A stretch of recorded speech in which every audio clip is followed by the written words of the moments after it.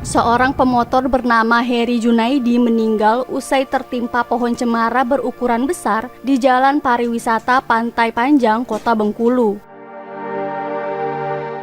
Peristiwa itu terjadi pada Jumat sore, di mana pohon tersebut tumbang ke badan jalan saat angin kencang melanda Kota Bengkulu. Korban diketahui tertimpa pohon di bagian perut. Petugas gabungan menggunakan kren untuk mengangkat batang pohon dan mengevakuasi jasad korban. Jasad korban langsung dibawa ke Rumah Sakit Bayangkara, Kota Bengkulu. Korban diketahui merupakan ASN di Inspektorat Kota Bengkulu sebagai pengawas penyelenggaraan urusan pemerintahan daerah.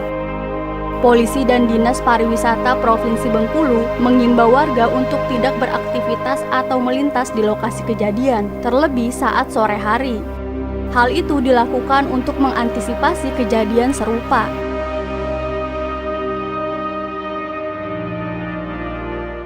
Tumbang terjadi 2 kali ya, yang satu di dekat Pantai Panjang itu ibu-ibu yang dengan anak kecil bayi, tapi alhamdulillah hanya luka lecet, dengan ibunya itu kena bocor.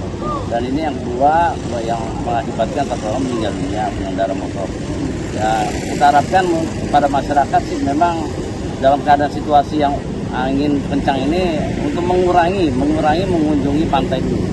Kita bersama-sama dengan pemerintah pusat, pemerintah daerah, nanti kita akan mencoba untuk menargetkan pohon-pohon dan kita koordinasi dengan BKSDA untuk memangkas pohon-pohon yang kira-kira sudah mau tumbang.